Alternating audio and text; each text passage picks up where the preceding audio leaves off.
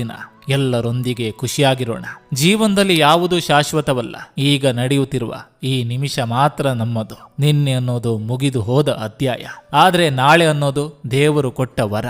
ನಿಮ್ಮನ್ನು ಸದಾ ಮಾತನಾಡಿಸಬೇಕೆಂದು ಹಾತೊರೆಯುವ ವ್ಯಕ್ತಿಯನ್ನು ಯಾವುದೇ ಕಾರಣಕ್ಕೂ ಕಡೆಗಣಿಸದಿರಿ. ಯಾಕಂದ್ರೆ ಸ್ವಾರ್ಥದ ಪ್ರಪಂಚದಲ್ಲಿ ನಿನಗೋಸ್ಕರ ಎನ್ನುವವರು ತುಂಬಾ ವಿರಳ.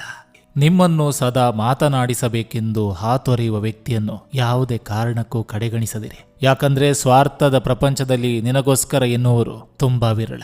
ವೈದ್ಯನ ಕಣ್ಣಲ್ಲಿಯೂ ಕಣ್ಣೀರು ಜಿನುಗಿತ್ತು. ಒಬ್ಬ ಬಡಬಾಲಕ ಬಂದು ಹಸಿವೆ ಬರದಂತೆ ಇರುವ ಯಾವುದಾದರೂ ಔಷಧಿ ಇದೆ ಎಂದು ಕೇಳಿದಾಗ, ಜಗತ್ತಿನ ಯಾವ ಶಾಲಾ ಕಾಲೇಜುಗಳು ಕಲಿಸದ ಪಾಠವನ್ನು ಹಸಿವು ಮತ್ತು ಬಡತನ ಕಲಿಸ್ತದೆ. ಮನುಷ್ಯ ಆಸ್ತಿಯನ್ನು ಕಳೆದುಕೊಂಡು ಬಡವನಾಗೋದಿಲ್ಲ, ಆತ್ಮೀಯರನ್ನ ಕಳೆದುಕೊಂಡಾಗ ಬಡವನಾಗ್ತಾನೆ. ಕಳೆದು ಹೋದ ದಿನಗಳು ಮತ್ತೆಂದು ಮರಳಿ ಬರೋದಿಲ್ಲ. ಮುಂದಿನ ದಿನಗಳು ಹೇಗಿರ್ತವೆ ಎಂದು ಯಾರಿಗೂ ತಿಳಿದಿಲ್ಲ.